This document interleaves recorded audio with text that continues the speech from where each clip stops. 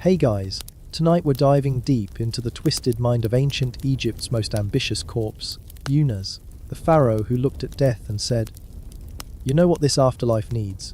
More cannibalism." This is the story of humanity's first written religious texts, carved into stone walls 4,000 years ago, and they contain some of the most unhinged magical instructions ever committed to hieroglyphs. So before we journey into the cosmic kitchen of a god-eating pharaoh, take a moment to like the video and subscribe, but only if you're genuinely ready for ancient history served with a side of divine cannibalism. And let me know in the comments where you're watching from, and whether you think you'd have the stomach for Unas's afterlife meal plan. It's always fascinating to see who's brave enough to join us for these midnight adventures into humanity's strangest chapters. Now, settle in, maybe grab a snack. Though you might want to reconsider that choice once we get to the part about cosmic butchery. And let's ease into tonight's journey together through the pyramid corridors where Egypt's most metal pharaoh planned his eternal hunting expedition. So, you think ancient Egyptian religion was all about peaceful mummification and gentle journeys to the afterlife? Oh, sweet summer child. That's like assuming Roman gladiators were just enthusiastic dancers with pointy accessories. Tonight, we're meeting Unas, the pharaoh who turned death into the world's first extreme sport, complete with divine prey, cosmic cooking equipment, and a meal plan that would make Hannibal Lecter take notes. This is the story of the pyramid texts, and trust me, your high school world history class definitely skipped this chapter for very good reasons. Picture this: you're a pharaoh sitting on the throne of Egypt around 2375 BCE, wearing a cobra on your forehead and wondering if your afterlife resume is impressive enough to get you past the celestial HR department. Your name is Unas, last ruler of the 5th dynasty, and you're about to become history's most literally ambitious corpse. But first, you have to die. And before that, you have to live with the growing suspicion that maybe, just maybe, the traditional methods of achieving immortality aren't quite cutting it anymore. See, by the time Unas rolled around, being pharaoh wasn't what it used to be. The old kingdom was showing its age like a limestone statue left out in a sandstorm. The pyramid, building glory days of Khufu, and his massive monument were already ancient history. Egypt was dealing with famines, political instability, and the kind of economic troubles that make even kings nervous about their retirement plans. Unas ruled for only about 30 years, which in pharaoh terms was basically a long weekend, and his pyramid at Saqqara was modest by royal standards. Not exactly the kind of architectural flex that screams eternal divinity. But Unas had something his predecessors didn't: a radical idea about death that would literally rewrite the rules of the afterlife. While previous pharaohs had relied on the sheer, intimidating bulk of their tombs to guarantee their passage to the next world, Unas decided to hedge his bets with words. Lots of words. Carved directly into the walls of his burial chamber, these weren't your typical "lies a good man" epitaphs. These were the pyramid texts, the oldest religious writings known to humanity, and they contained some of the most disturbing, powerful, and frankly unhinged spells ever committed to stone. The decision to carve these texts wasn't made lightly. For over 1,000 years, Egyptian royal tombs had been silent spaces, their walls either bare or decorated with scenes of daily life and offerings. The magic was supposed to be inherent in the pyramid's geometry, its alignment with the stars, its connection to the sun god Ra. But by Unas' time, that wasn't feeling like enough insurance. The pharaoh needed backup. He needed a written guarantee that he wouldn't just fade into the cosmic background noise after death. He needed spells that would transform him from a regular dead guy into something altogether more terrifying and divine. So Unas gathered his priests, his scribes, and his collection of ancient magical traditions that had been passed down orally for generations, and he told them to write it all down. Every spell, every incantation, every piece of mystical knowledge that could possibly help a dead pharaoh navigate the afterlife. The result was 283 individual utterances, carved in vertical columns of hieroglyphs that covered nearly every surface of his burial chamber and antechamber. Walking into Unas' pyramid today is like stepping inside the world's oldest and most elaborate magical instruction manual, written by someone who really didn't want to stay dead. But here's where it gets interesting. These weren't just your standard, "May the gods protect this soul" prayers. The pyramid texts contained spells that were downright revolutionary in their approach to death and divinity. They described a pharaoh who didn't just hope to join the gods in the afterlife, he planned to consume them. Literally, the texts speak of Yunus hunting, killing, cooking, and eating the gods themselves, absorbing their powers through divine cannibalism. This wasn't metaphorical.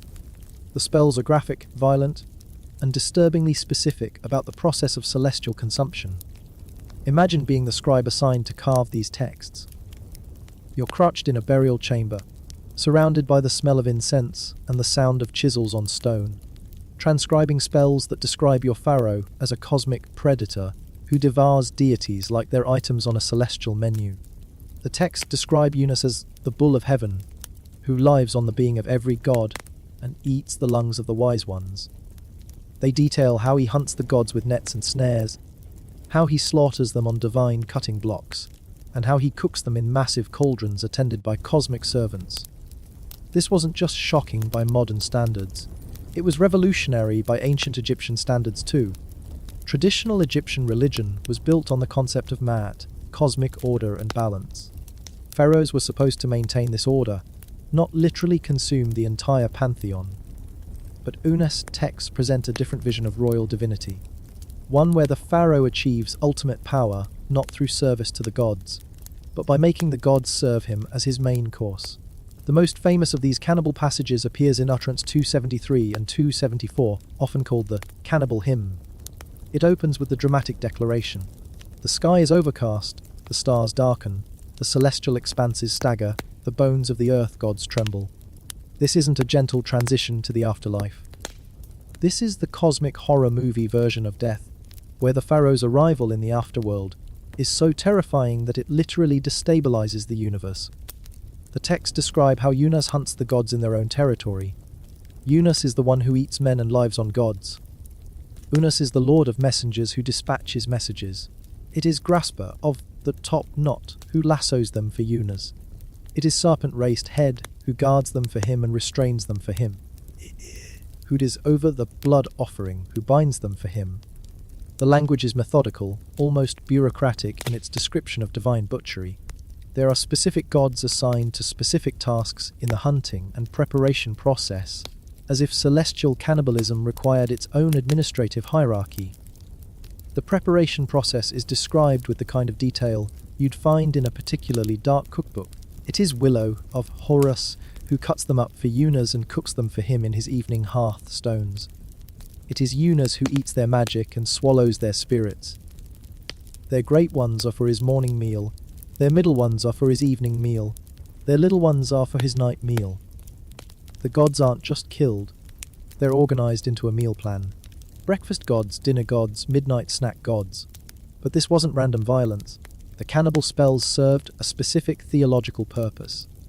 By consuming the gods, Yunus wasn't destroying them, he was absorbing their essential qualities and powers. The texts make this clear.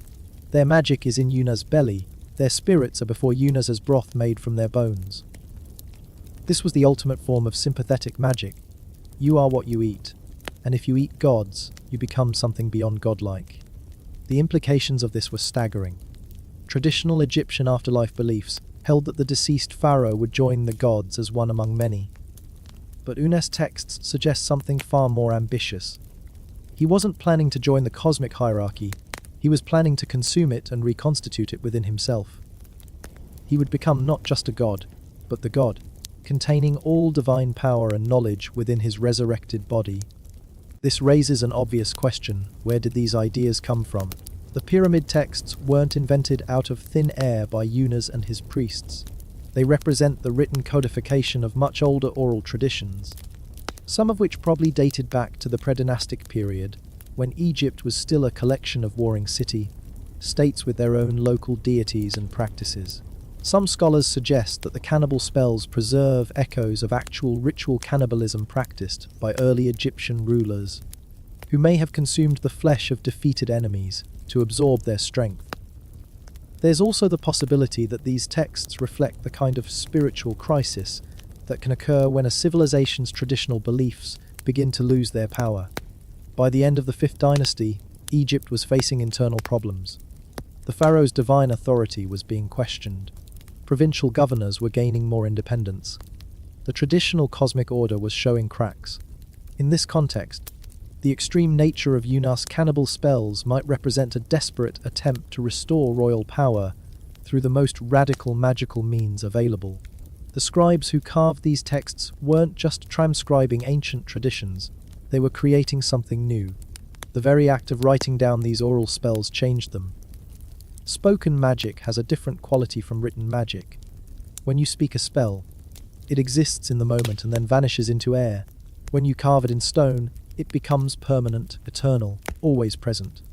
The pyramid texts weren't just instructions for Yunus' afterlife journey, they were ongoing magical operations, continuously activated by their physical presence in the tomb. This permanence created its own problems. Once you've carved spells describing divine cannibalism into the walls of a royal tomb, you can't take them back. Future pharaohs had to deal with the theological implications of Yunus' radical departure from tradition. Some embraced it wholeheartedly. The pyramid texts were copied and adapted by later pharaohs, eventually evolving into the coffin texts of the Middle Kingdom and the Book of the Dead of the New Kingdom. But the cannibal elements were gradually softened, metaphorized, or eliminated entirely as Egyptian religion developed more sophisticated and less violent approaches to achieving immortality. The physical process of creating these texts was an enormous undertaking.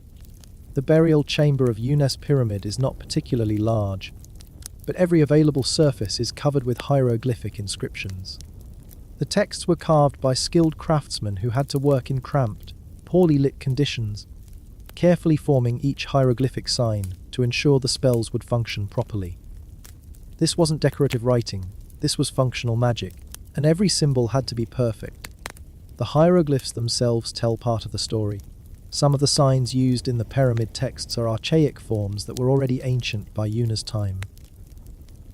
This suggests that the scribes were working from very old sources, carefully preserving traditional spellings and forms, even when they differed from contemporary usage. Other hieroglyphs appear to have been deliberately modified or killed to prevent them from having dangerous magical effects within the tomb. Signs depicting harmful animals like snakes or crocodiles were sometimes carved without heads or bodies, rendering them harmless to the deceased pharaoh. The layout of the texts within the pyramid also follows a specific magical logic. The spells aren't randomly distributed. They're organized according to the pharaoh's journey through death and resurrection. The earliest spells, carved in the burial chamber itself, deal with the moment of death and the immediate dangers facing the deceased. These include the cannibal hymns, which describe Yunus' violent acquisition of divine power. As you move outward from the burial chamber toward the entrance of the pyramid, the texts shift focus toward the pharaoh's ongoing existence in the afterlife and his relationship with the living world. This careful organization reveals something important about how the ancient Egyptians understood the relationship between text and magic. The pyramid texts weren't just a collection of spells that could be used in any order. They were a carefully structured program designed to guide the deceased pharaoh through a specific sequence of transformations. Death wasn't seen as a single event, but as a complex process that required different magical interventions at different stages. The cannibal spells appear early in this sequence because they deal with the fundamental problem of death, the loss of power and identity that comes with the dissolution of the physical body. By consuming the gods, the pharaoh doesn't just regain his power, he transcends his original nature and becomes something unprecedented. The violence of the cannibal spells reflects the violence of death itself, and the magical solution is equally extreme. But there's another layer to these texts that becomes apparent when you consider their audience. Who was supposed to read these spells? The pharaoh himself was dead, presumably in no condition to study hieroglyphic inscriptions. The tomb was sealed after burial, making the texts inaccessible to the living. In one sense, the only audience for the pyramid texts was the pharaoh's spirit and the gods themselves. The spells were a kind of cosmic communication, a written contract between Yunus and the divine forces that controlled the afterlife. Yet the texts also served an important function for the living. The very existence of these elaborate spells, carved at enormous expense into the pharaoh's tomb, was a statement about royal power and divine connection. Even if no living person could read the actual texts, everyone knew they were there. The pyramid itself became a kind of magical advertisement, proclaiming that this particular pharaoh possessed secret knowledge and supernatural abilities that set him apart from ordinary mortals. The economic implications of creating the pyramid texts were substantial. Carving 283 utterances into stone required enormous resources. Skilled scribes had to be employed to prepare the texts. Expert carvers had to be hired to cut the hieroglyphs. And the entire project required months or years of work inside the pyramid itself. This was not a casual afterthought added to Yunus' burial preparations. It was a major royal project that consumed significant portions of the kingdom's artistic and intellectual resources. The fact that Yunus was willing to invest so heavily in these texts suggests that he and his advisors believed they were absolutely necessary for ensuring royal immortality. This wasn't vanity, it was magical insurance. The traditional methods of achieving divine status after death were no longer reliable, so new and more powerful techniques were required. The pyramid texts represented the cutting edge of Egyptian magical technology, a revolutionary approach to death that promised results even in an uncertain cosmic environment. The language used in these spells is worth examining closely, because it reveals important information about how the ancient Egyptians understood the relationship between words and reality. The cannibal spells don't just describe Yunus eating the gods, they make it happen. The texts use performative language, meaning that the very act of speaking or writing the words causes the events they describe to occur. When the spell says, Yunus has eaten the red crown, he has swallowed the green crown, it's not making a metaphorical statement or expressing a wish. It's creating a magical fact. This performative aspect of the texts helps explain their violent and graphic nature.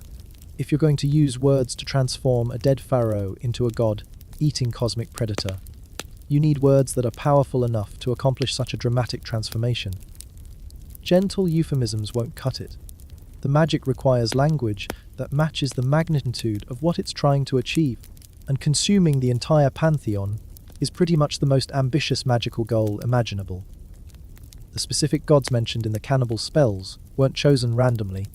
Many of them represent fundamental forces of the Egyptian cosmos, rather sun god, Atum the creator, Nut the sky goddess, Geb the earth god.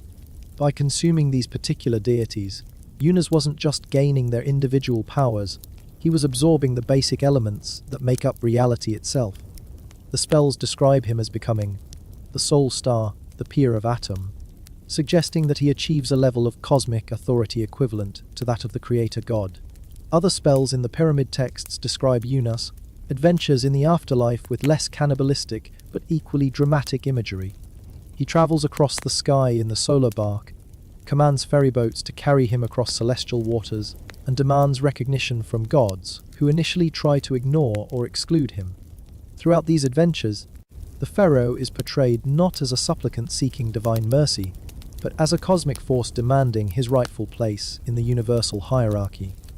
One particularly interesting aspect of the texts is how they handle the relationship between the pharaoh's human identity and his divine nature. While alive, Yunus was a particular individual with specific personal characteristics and historical circumstances. But the pyramid texts largely ignore these human details in favor of describing his archetypal role as pharaoh and god. The spells transform him from Yunus the historical ruler into Yunus the mythical figure, a character who transcends ordinary human limitations and operates according to different rules than those that govern mortal existence. This transformation process is explicitly described in several utterances. The texts speak of the pharaoh shedding his human form and putting on his divine body. Death becomes a kind of molting process where the pharaoh discards his mortal identity like an old garment and emerges in a new and more powerful form. The cannibal spells are part of this transformation, providing the magical fuel needed to power the metamorphosis from human king to divine predator. The pyramid texts also reveal important information about ancient Egyptian concepts of consciousness and identity.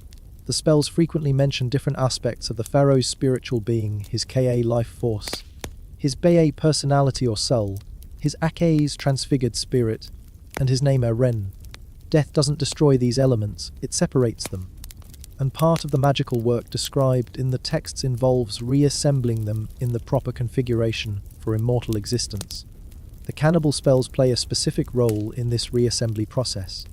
By consuming the gods, Yunus doesn't just acquire their powers, he integrates their spiritual essences with his own. The texts describe how their cars are with owners, their shadows are with those who are theirs. This isn't simple theft. It's a complex magical operation that creates new forms of divine identity by combining previously separate spiritual elements. The geographical setting of these spells is also significant. Many of the pyramid texts describe locations in the afterlife with specific names and characteristics. There are fields where the blessed dead harvest supernatural grain, islands where gods hold court, and marshlands where divine birds nest. The cannibal spells often take place in these liminal spaces, regions that exist at the boundaries between different cosmic domains. The most important of these locations is the Field of Offerings, a Sekhet Hetep, a paradise-like realm where the dead enjoy eternal abundance. But the pyramid texts don't present this as a place where the pharaoh simply enjoys passive bliss.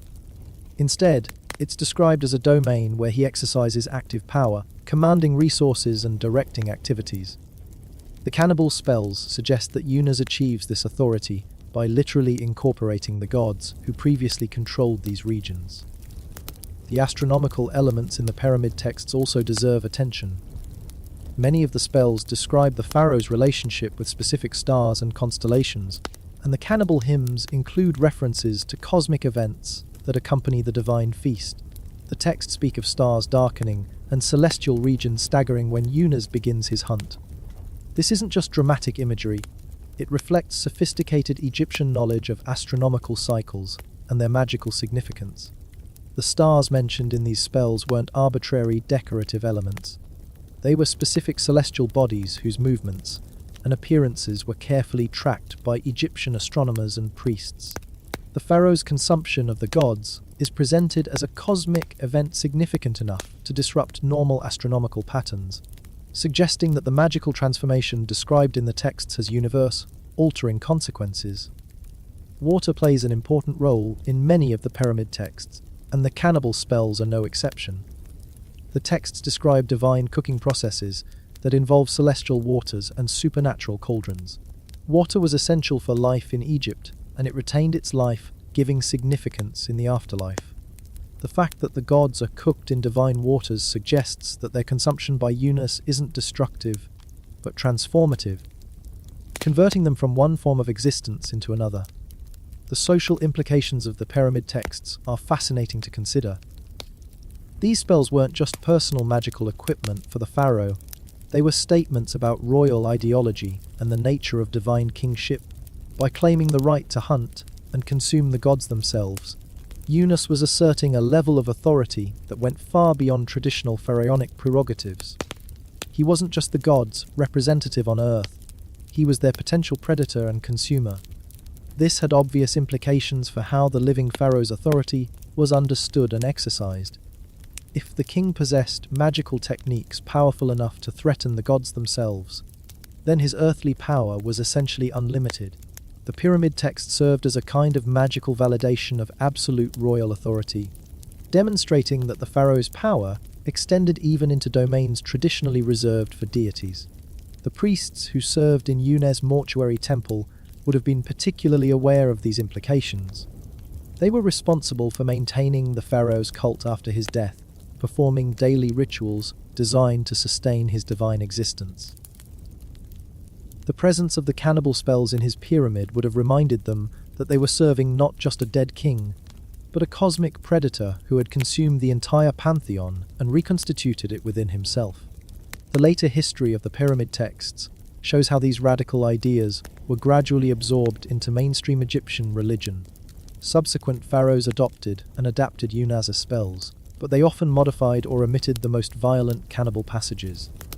The basic concept of the pharaoh achieving divine status through the consumption of supernatural power remained, but it was expressed in increasingly metaphorical terms. By the Middle Kingdom, the descendants of the pyramid texts had evolved into the coffin texts, which were available not just to pharaohs, but to wealthy private individuals who could afford elaborate burial preparations. The democratization of these magical techniques meant that the pharaoh's exclusive claim to God, eating power, was diluted. But it also meant that the basic concepts developed in Unas' pyramid became foundational elements of Egyptian religious thought. The Book of the Dead, which developed during the New Kingdom, represents the final evolution of ideas that began with Unas' pyramid texts.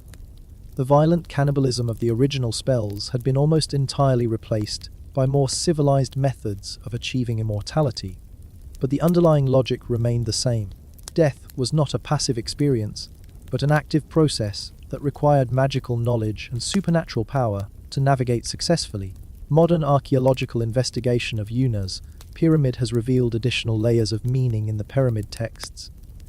The orientation of the pyramid, the alignment of the passages, and the placement of specific spells all follow carefully planned patterns that weren't obvious when the texts were first discovered and translated in the 19th century. The pyramid itself functions as a three-dimensional magical diagram, with the pyramid text serving as both instruction manual and activation mechanism. The preservation of these texts is remarkable when you consider their age and the conditions inside the pyramid. Many of the hieroglyphs are still clearly legible after more than 4,000 years, testament to the skill of the ancient carvers and the dry conditions of the Saqqara necropolis. Walking through Unas' burial chamber today, you can still read the original words of the cannibal hymns exactly as they were carved for the pharaoh's use in the afterlife. The discovery and translation of the pyramid texts revolutionized understanding of ancient Egyptian religion and provided scholars with their first direct access to the oldest religious literature in human history. The cannibal spells, in particular, challenged romantic notions of ancient Egyptian spirituality and revealed a much more complex and sometimes disturbing set of beliefs about death, power, and divine authority. The influence of these texts extends far beyond Egyptology. Scholars of comparative religion have found parallels between the Egyptian cannibal spells and similar themes in other ancient cultures, suggesting that the consumption of divine power through ritualized violence may have been a more widespread phenomenon than previously recognized. The pyramid texts provide a uniquely detailed window into this type of religious thinking. Contemporary interpretations of the cannibal spells have evolved as scholars have developed more sophisticated understanding of ancient Egyptian language and thought. Early translations often emphasized the violent and primitive aspects of these texts, but more recent scholarship has focused on their theological sophistication and their role in a complex system of magical thinking about death and transformation. The psychological dimensions of the pyramid texts are also worth considering. These spells represent humanity's earliest written attempt to imagine and control the experience of death through magical means. The extreme nature of the cannibal imagery may reflect the extreme anxiety that death provoked in the ancient Egyptian mind and the correspondingly extreme measures that seemed necessary to overcome it. The gender dynamics in the pyramid texts reveal interesting information about ancient Egyptian concepts of divine power. While Unas is portrayed as a masculine predator who hunts and consumes the gods, several of the deities he devours are described as feminine. The texts don't present this as problematic. Divine power is divine power, regardless of its gendered associations. This suggests a more fluid approach to gender and power than might be expected from such an ancient source. The medical and anatomical language used in the cannibal spells is surprisingly precise, indicating that the priests who composed these texts had detailed knowledge of human and animal anatomy. The descriptions of divine butchery include specific references to organs, bones, and bodily processes that suggest familiarity with actual slaughter and cooking techniques. This realism makes the magical content even more disturbing and effective. The economic metaphors embedded in the pyramid texts also deserve attention. The cannibal spells describe the consumption of gods in terms that echo the management of earthly resources. There are divine servants assigned to specific tasks, scheduling systems for different meals, and inventory management for supernatural ingredients. This bureaucratic approach to cosmic cannibalism reflects the highly organized nature of Egyptian civilization and its tendency to apply administrative solutions to even the most otherworldly problems. The artistic implications of carving these texts into stone shouldn't be overlooked. The hieroglyphic script itself was considered magical, and the act of writing was understood to have creative power. The scribes who carved the pyramid texts weren't just recording spells, they were participating in their activation. Every chisel stroke was a magical act that helped to create the reality described in the texts. The international context of Yunus' reign also influenced the development of the pyramid texts. Egypt was in contact with other ancient civilizations during the late Old Kingdom, and ideas about death, resurrection, and divine power were being exchanged and adapted across cultural boundaries. Some elements in the cannibal spells may reflect foreign influences that were incorporated into Egyptian religious thinking during this period. The technological aspects of creating the pyramid texts were considerable. The tools used to carve the hieroglyphs, the methods for planning and laying out the texts, and the techniques for working in the confined spaces of the pyramid all required specialized knowledge and equipment.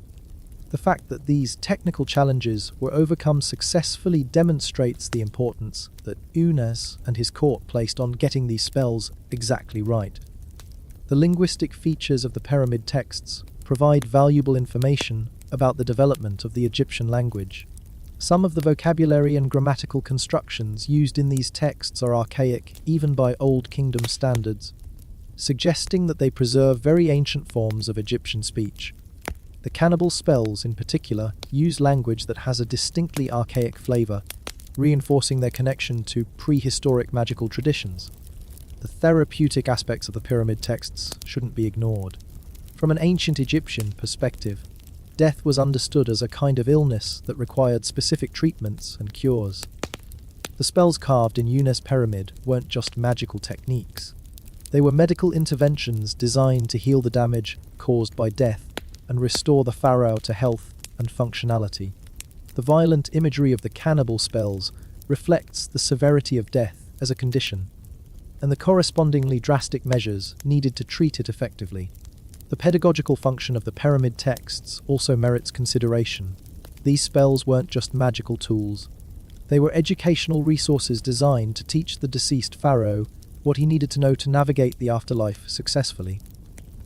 The cannibal hymns, in particular, provide detailed information about divine hierarchies, supernatural geography, and magical techniques that would be essential knowledge for a dead king attempting to establish his authority in the cosmic realm. The legal dimensions of the pyramid texts are fascinating when you consider that they essentially describe the pharaoh's claim to divine property and power. The cannibal spells present detailed arguments for why Yunus has the right to hunt, kill, and consume the gods, complete with references to cosmic law and divine precedent.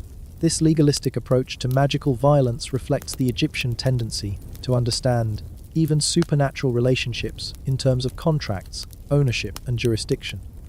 The environmental symbolism in the pyramid texts connects the pharaoh's afterlife adventures to the natural world that was so central to Egyptian life and thought.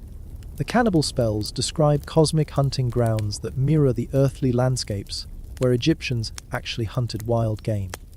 This connection between heavenly and earthly environments made the magical scenarios described in the texts more relatable and believable to ancient audiences. The mathematical precision evident in the organization and placement of the pyramid texts reflects the Egyptian mastery of geometric and numerical concepts. The distribution of spells throughout the pyramid follows mathematical patterns that weren't fully understood until modern computer analysis revealed their underlying structure. This mathematical foundation gives the texts an additional layer of magical authority based on cosmic harmony and universal principles. The musical dimensions of the pyramid texts are often overlooked, but these spells were originally designed to be recited aloud, probably with specific rhythmic and tonal patterns that enhanced their magical effectiveness. The cannibal hymns, in particular, have a distinctly poetic structure that suggests they were meant to be chanted rather than simply read. The sound of these spells being recited in the pyramid's burial chamber would have created a powerful auditory experience that reinforced their magical content. The diplomatic implications of the pyramid texts extended beyond Egypt's borders. These spells represented a uniquely Egyptian approach to achieving immortality, one that differed significantly from the religious practices of neighboring civilizations. The extreme nature of the cannibal imagery may have been intended partly as a demonstration of Egyptian magical superiority, a way of showing foreign audiences that Egyptian pharaohs possessed supernatural powers unavailable to other rulers. The archaeological evidence from Unas pyramid complex provides additional context for understanding the pyramid texts. The layout of the mortuary temple, the design of the causeway connecting it to the pyramid, and the arrangement of subsidiary tombs for royal family members all reflect the same theological principles expressed in the cannibal spells. The entire complex functions as a three-dimensional representation of the magical universe described in the texts. The preservation strategies built into the pyramid texts demonstrate the ancient Egyptians' sophisticated understanding of how to create durable magical operations. The spells weren't just carved into stone, they were designed to function continuously for eternity. The hieroglyphic script itself was understood to be alive in some sense, capable of generating ongoing magical effects simply through its physical presence in the tomb. The computational aspects of organizing and managing the pyramid texts required considerable administrative skill, with 283 separate utterances distributed across multiple chambers. The project demanded careful planning and coordination to ensure that the right spells appeared in the right locations. The successful completion of this complex undertaking demonstrates the high level of organizational capability achieved by the Egyptian court bureaucracy. The international influence of the pyramid texts can be traced through later religious literature from across the ancient Mediterranean world. Elements of Egyptian cannibal mythology appear in various forms in Greek, Roman, and other traditions, suggesting that ideas first expressed in Unas pyramid continued to circulate and evolve for thousands of years after their original creation. The psychological impact of working inside Unas pyramid, surrounded by texts describing divine cannibalism and cosmic violence, must have been considerable for the ancient craftsmen who carved these spells. They were creating magical operations of unprecedented power while working in close physical proximity to the pharaoh's mummified remains. The combination of religious awe, artistic pride, and possibly supernatural fear would have created a unique working environment unlike anything in the ancient world. The nutritional metaphors embedded in the cannibal spells reflect sophisticated understanding of how consumption relates to identity and power. The texts don't simply describe Unas eating the gods. They explain how divine nutrients are processed and distributed throughout his resurrected body, creating new forms of supernatural capability. This biological approach to magical transformation shows remarkable insight into the relationship between physical and spiritual existence. The temporal dimensions of the pyramid texts are complex and layered. Some spells describe events that occur immediately at the moment of death. Others refer to ongoing processes that continue throughout eternity, and still others deal with cyclical events that repeat according to cosmic schedules. The cannibal hymns operate on multiple temporal levels simultaneously, describing both specific historical events and eternal mythological patterns. The theatrical aspects of the pyramid text shouldn't be underestimated. These spells weren't just literary compositions, they were scripts for magical performances that would be enacted in the afterlife. The cannibal hymns, in particular, read like stage directions for a cosmic drama, in which the pharaoh plays the starring role as divine predator and consumer of gods. The metallurgical imagery in the pyramid texts reflects the importance of metalworking technology in ancient Egyptian civilization. The spells describe supernatural tools and weapons made from divine metals that possess magical properties unavailable in earthly materials. The cannibal hymns mention cosmic knives and celestial cooking implements that enable the processing of divine flesh in ways that would be impossible with ordinary equipment. The textile symbolism woven throughout the pyramid texts connects the pharaoh's magical transformation to the craft traditions that were central to Egyptian material culture. The spells describe how Unas discards his mortal garments and is clothed in divine fabrics that mark his new status as a cosmic predator. This clothing imagery makes the abstract process of spiritual transformation more concrete and comprehensible.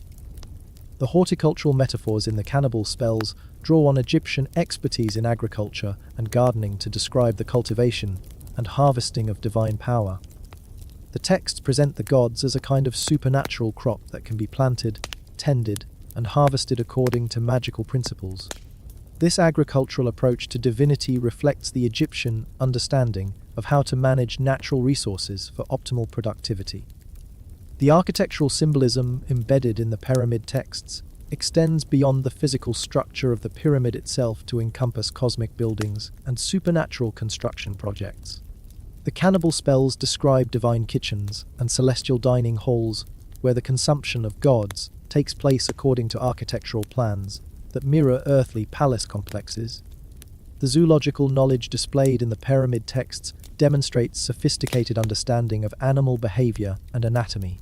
The cannibal hymns use precise terminology to describe the hunting, capture, and processing of divine prey, drawing on detailed observation of how actual predators operate in the natural world. This biological accuracy makes the magical content more convincing and effective. The pharmaceutical dimensions of the cannibal spells reflect ancient Egyptian expertise in medicine and drug preparation. The texts describe how divine flesh is processed into magical substances that have specific therapeutic effects on the pharaoh's resurrected body. This medical approach to consuming gods shows remarkable integration of magical and scientific thinking. The cartographic elements in the pyramid texts reveal sophisticated understanding of geography and navigation. The cannibal hymns include detailed descriptions of the routes used to reach divine hunting grounds and the landmarks that mark important locations in the afterlife landscape. This geographical precision makes the magical journeys described in the spells more credible and navigable. The mineralogical references scattered throughout the pyramid texts demonstrate extensive knowledge of stones, gems, and precious materials. The cannibal spells describe divine bones made from supernatural minerals and cosmic blood that contains mystical elements unknown on Earth. This geological imagery adds another layer of material reality to the magical scenarios described in the texts. The hydrological symbolism in the cannibal hymns draws on Egyptian mastery of water management and irrigation technology. The spells describe divine cooking processes that require celestial waters with specific magical properties, controlled through supernatural engineering projects that mirror earthly hydraulic systems. And there you have it. Unas didn't just die. He wrote himself the most metal afterlife instruction manual in human history, complete with divine recipes and cosmic hunting tips. But the story doesn't end with his mummification and burial. The real magic happened after the tomb was sealed and the mourners went home. The first thing you need to understand about ancient Egyptian death is that it wasn't considered a one-time event. Dying was more like enrolling in the world's most exclusive and dangerous graduate program, where the curriculum included subjects like advanced god consumption and applied cosmic predation. The pyramid texts weren't just wishful thinking carved in stone. They were operational manuals for a transformation process that the Egyptians believed was actually happening inside the sealed pyramid. Every night, as Ra the sun god made his journey through the underworld, Unas was supposedly waking up in his burial chamber and getting to work. The hieroglyphs on his walls weren't just decoration, they were active magical programs running continuously in the background of reality. While living people slept peacefully in their beds, the dead pharaoh was allegedly busy hunting gods across cosmic hunting grounds, following the precise instructions he'd had carved into his eternal home. The logistics of this nightly divine hunt were complicated. According to the texts, Unas had to coordinate with various cosmic entities who served as his hunting staff. There was Grasper of the top knot, whose job was apparently to lasso fleeing deities like some kind of celestial cowboy. Serpent-raised Head functioned as a supernatural game warden, making sure the captured gods didn't escape before processing time. Who is over the blood offering, handled the binding and preparation work, essentially serving as Unas' cosmic butcher. These weren't freelance contractors working for divine hunting permits. They were permanent members of Unas' afterlife staff. Cosmic civil servants whose entire existence revolved around facilitating their pharaoh's cannibalistic adventures. The texts describe their duties with the same bureaucratic precision that Egyptian administrators used to manage earthly resources. Even in death, apparently, you couldn't escape paperwork and personnel management. The hunting grounds themselves were described with the kind of geographical precision that suggests the ancient Egyptians had developed detailed maps of the afterlife. There were specific regions where different types of gods could be found, seasonal migration patterns that affected divine availability, and optimal hunting times that corresponded to astronomical events visible from Earth. The cannibal spells read like a combination of hunting guide and restaurant review, providing practical advice for the discriminating cosmic predator. But here's where it gets really interesting. The pyramid texts weren't just describing some vague spiritual metaphor about absorbing divine wisdom. They were providing specific technical instructions for a magical industrial process. The spells describe divine slaughterhouses with supernatural equipment designed for processing godflesh. There were cosmic cutting blocks made from meteoric stone, celestial knives sharp enough to carve through divine bones, and magical cauldrons large enough to cook entire pantheons. The cooking process itself was described in detail that would make a celebrity chef jealous. Different gods required different preparation methods. The great gods were apparently best suited for morning consumption, their divine essence providing the spiritual equivalent of a hearty breakfast. Medium-tier deities made excellent dinner fare, while minor gods served as late-night snacks. The texts even specify cooking times and seasoning recommendations, as if divine cannibalism required its own cookbook. Willow of Horus served as Yuna's head chef in these cosmic culinary adventures. This wasn't some minor kitchen deity pressed into service.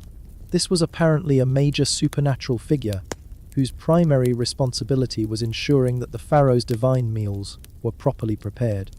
The fact that the Egyptians felt it necessary to assign a specific god to cooking duties suggests they took the practical aspects of celestial cannibalism very seriously indeed.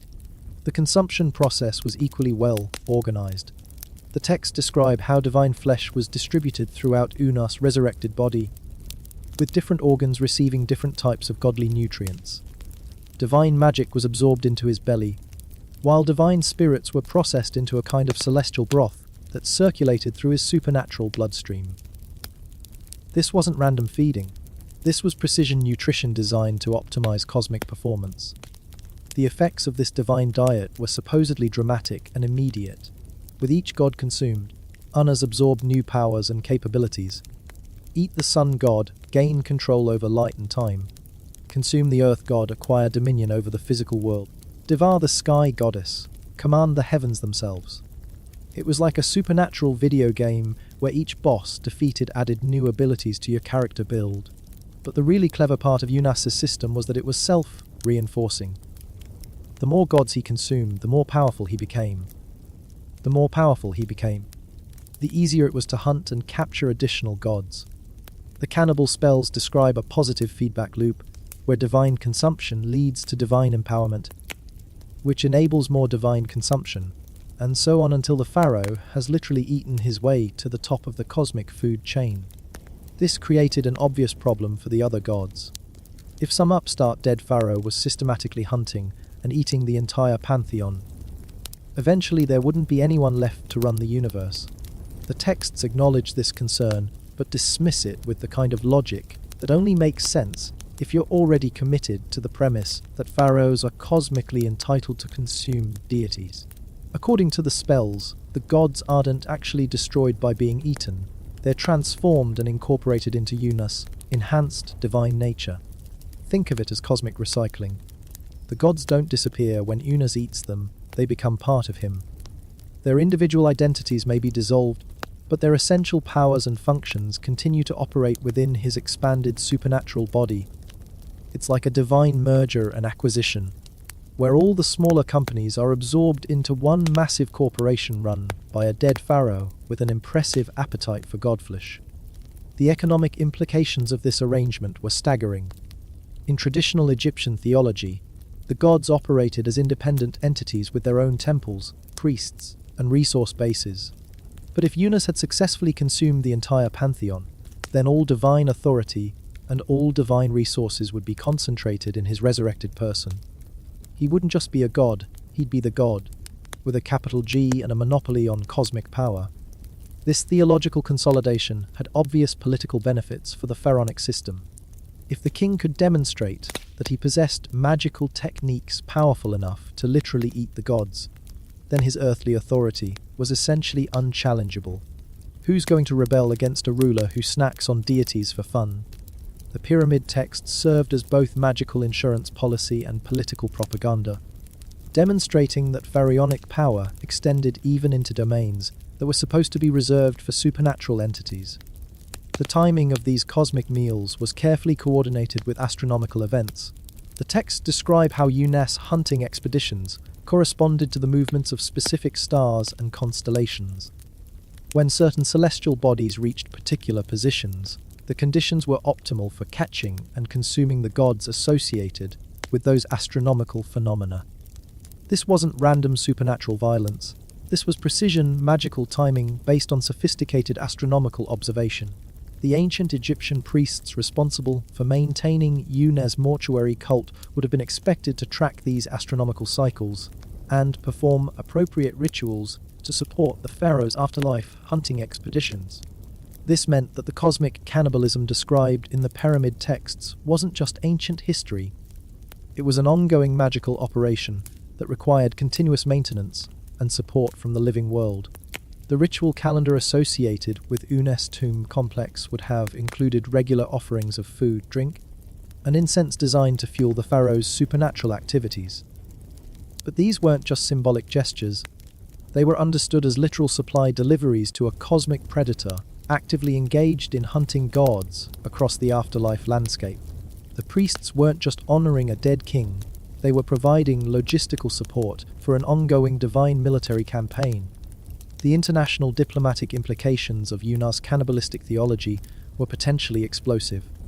If word got out that the Egyptian pharaoh was systematically hunting and eating the gods of neighboring civilizations, it could have been considered an act of supernatural warfare.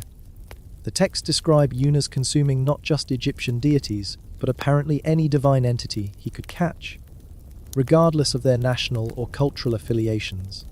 This cosmic imperialism reflected the broader Egyptian attitude toward foreign cultures during the Old Kingdom.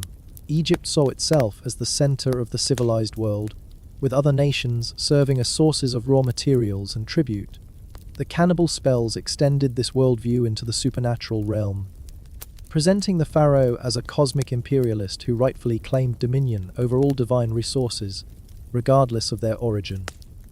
The technological requirements for implementing the magical systems described in the pyramid texts were considerable. The spells reference supernatural tools and equipment that had to be manufactured according to precise specifications using materials that existed only in the afterlife. Divine hunting nets woven from starlight, celestial knives forged from meteoric iron, cosmic cauldrons carved from crystallized time. These weren't items you could order from the local craftsman. The implication is that part of UNAS afterlife activities involved setting up and managing a supernatural manufacturing operation capable of producing the specialized equipment needed for hunting gods. This required not just magical knowledge, but also industrial organization, supply chain management, and quality control. Even in death, apparently, the pharaoh couldn't escape the challenges of running a complex business operation. The environmental impact of cosmic cannibalism was another concern addressed in the texts. Hunting and consuming gods on an industrial scale was bound to have ecological effects on the afterlife landscape. The spells describe how UNA's activities cause stars to darken and celestial regions to stagger, suggesting that divine predation had consequences for cosmic stability and environmental balance. But the texts present these disruptions as temporary side effects of necessary magical work rather than permanent damage to the universal ecosystem. The assumption seems to be that once UNAS had finished consuming all available gods and establishing his cosmic monopoly, normal environmental conditions would resume under his enlightened management. It's the ancient Egyptian equivalent of arguing that massive industrial development will eventually lead to better environmental protection through improved technology and resource efficiency. The quality control standards for divine consumption were apparently quite high. The texts describe various methods for evaluating the freshness and nutritional value of godflesh, suggesting that not all deities were equally suitable for pharaonic consumption. Some gods were apparently past their prime, while others might be contaminated with foreign influences that could compromise their magical effectiveness. This led to the development of sophisticated testing and evaluation procedures designed to ensure that Unas only consumed gods of the highest quality. Divine inspectors checked for proper cosmic certification, verified the authenticity of supernatural credentials, and conducted magical assays to determine the precise nutritional content of each deity before processing. Even cosmic cannibalism, apparently, required regulatory oversight and consumer protection standards. The waste management aspects of divine consumption were also carefully considered. Not every part of a consumed god was suitable for pharaonic digestion. The texts describe various byproducts of the cosmic butchering process that had to be disposed of properly to avoid contaminating the afterlife environment. Divine bones were apparently recycled into construction materials for celestial buildings, while unused organs were composted into fertilizer for supernatural gardens. This comprehensive approach to resource utilization reflects the Egyptian commitment to efficiency and sustainability even in their most extreme magical operations. Nothing was wasted in Unas' cosmic kitchen. Every scrap of divine material was processed and repurposed according to careful environmental guidelines, designed to maintain the long-term productivity of the afterlife ecosystem. The training requirements for cosmic cannibalism were extensive and specialized. The pyramid texts suggest that successfully hunting and consuming gods required not just magical power, but also technical expertise in areas ranging from supernatural tracking to divine butchery.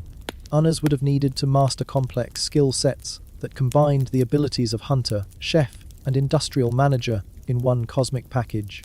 This training apparently began during the pharaoh's lifetime through participation in traditional hunting expeditions and religious rituals that served as preparation for the more advanced techniques needed in the afterlife. The earthly pharaoh's expertise in managing hunting parties and organizing religious ceremonies provided the foundation for the supernatural skills needed to track and consume gods across cosmic hunting grounds. The educational curriculum implied by the pyramid texts was remarkably comprehensive, covering subjects that ranged from practical hunting techniques to advanced theological theory. Students in this cosmic predator program would have studied divine anatomy, supernatural psychology, celestial geography, and astral navigation alongside more traditional subjects like magical linguistics and ritual performance. It was like attending university, business school, and culinary institute simultaneously, with a focus on applications that existed nowhere else in the known universe. The certification process for cosmic cannibalism was apparently quite rigorous.